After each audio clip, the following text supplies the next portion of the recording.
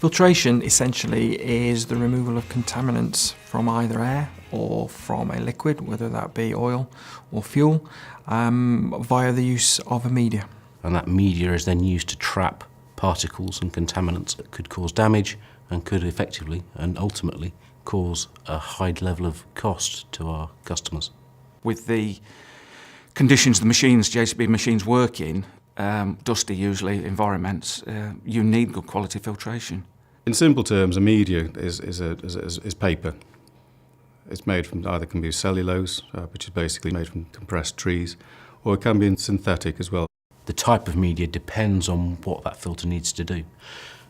Whether it's filtering fuel, filtering oil, filtering hydraulic oil, engine oil. They have all been specified by JCB to provide the best protection available for each one of the filtration purpose that it's been requested to carry out. The process of constructing a filter may seem quite simple, but there's a lot of very complex things at work. It has to capture particles down to minute sizes, down to the levels of 2 or 3 microns, smaller than a red blood cell. So to get that material specification correct requires a lot of quality control, requires a lot of diligence by our supplier base and by JCB to specify it correctly. There are other things as well that go into making a filter. It's the sealing, it's the installation, it's the cleanliness during the manufacturing process. Good filtration is important because it maintains the system performance that JCB designs into its machines. JCB selects its filters very carefully.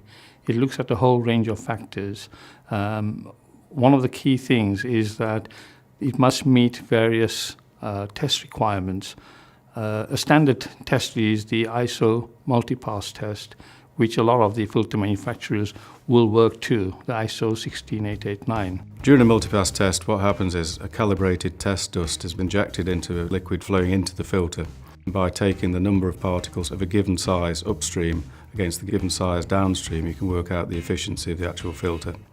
For example, you can get a 10 micron filter which has a 99% efficiency on 10 microns, and you can have a filter which has got a 99.9% efficiency at 10 microns. They're not the same. The one that's 99% efficient will let through 10 times more particles. During the test as well, the pressure drop is monitored. And JCB will specify the levels to which that filter has to perform under that pressure drop test. Thermal effects can have a big effect on the performance of the component. In a filter media, the media itself can undergo stresses and strains due to the sudden increase in the temperatures, which means that it will not be able to trap the contaminant in the way that it is designed to. The thermal shock test is where an element is subjected to -40 up to a significantly high temperature, way above ambient temperature. The basis of this is to simulate real-world conditions where you could go from very, very cold conditions right the way to very hot conditions. The idea is that this tests out seals to make sure that seals can operate in those conditions. A seal prevents any liquid bypassing the filter mechanism that you have put in place to protect your component system. So therefore, it's essential that it seals correctly, time after time after time. When the machine starts, sometimes the oil is too thick to actually go through the filter media, and so there'll be a bypass in the circuit. The bypass is there to open, to make sure that the upstream components are protected. The whole concept of the bypass valve is that it opens and closes at a constant value throughout the life of the valve. So therefore, it is essential that the filters in question have been thoroughly tested and set to the correct levels decided by the OEM. A burst test is where a hydraulic or a fuel filter is put onto a test bench, and the pressure is gradually increased until it literally bursts. Quite clearly, that burst point has to be 3, 4, 5 times greater than the actual design pressure within that component system.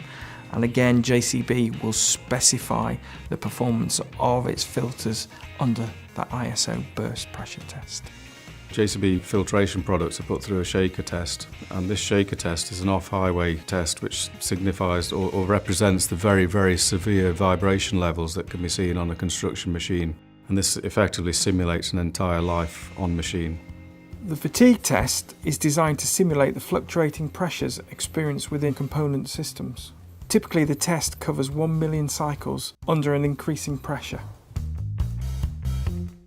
JCB specifies the performance of its filters under severe conditions, which are designed to mirror the off-highway application that all JCB machines are subject to.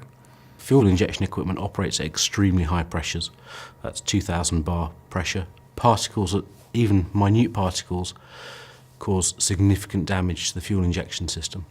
So JCB lays down very stringent requirements on our fuel filters to make sure that none of those particles go through and damage the fuel injection equipment. Another one of the really bad things about fuel injector systems is that they can't cope with water.